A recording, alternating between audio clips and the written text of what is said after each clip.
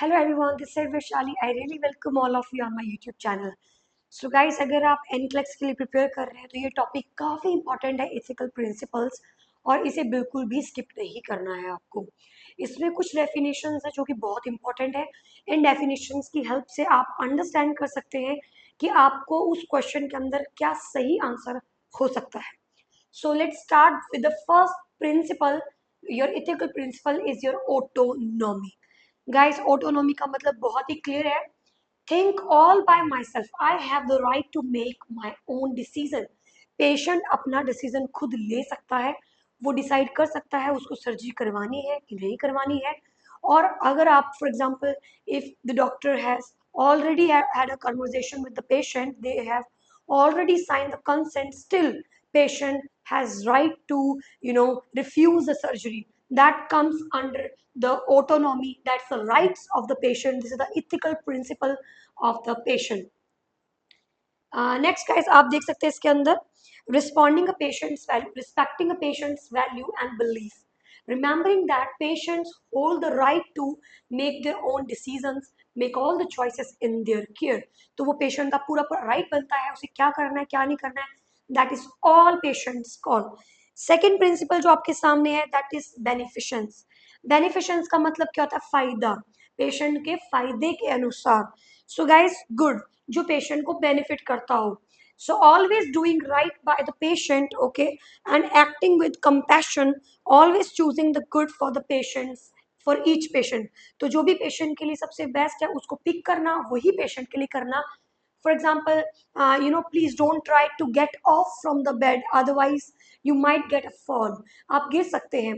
So this thing is particularly helping the patient. So you are doing that with the purpose of beneficence. You are just want the benefit of the patient. So always take the question, take the options in which you feel this will going to help the patient. Beneficence. Next, guys, we have number three is fidelity. Fidelity describes is particularly think faithful.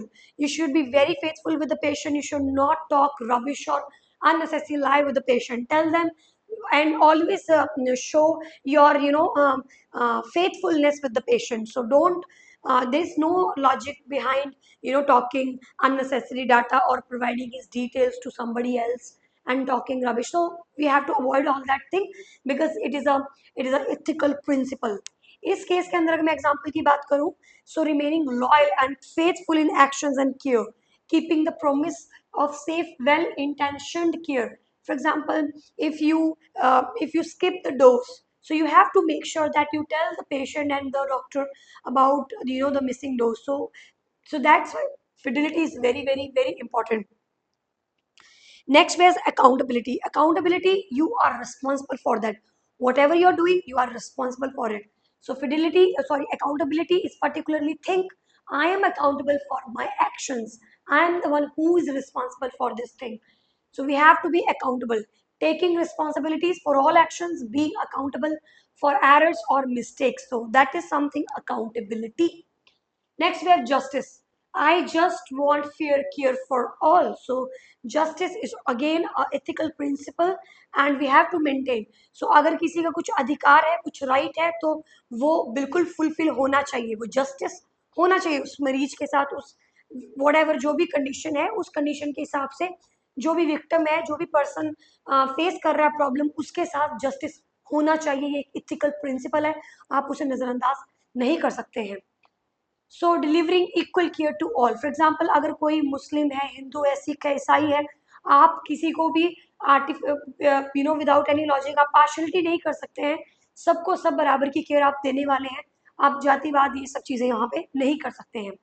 Then non maleficence. So guys, basically non means none bad. आप मरीज को कुछ भी bad नहीं कर सकते हैं, आप उसे मार नहीं सकते, आप उसे पीट नहीं सकते, आप उसे किसी भी प्रकार का कुछ भी बैड नहीं कर सकते हैं। So doing no harm, no inflicting any harm और एनी पेशेंट्स इंटेंशनल और unintentional. Next is veracity, veracity. So guys, particularly veracity का मतलब होता है your thinking very honest. So being entirely honest with the patient at all time.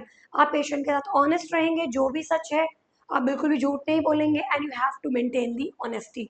So guys ये topic बहुत ज़्यादा important है, आप एक साथ इन सबको देख सकते हैं।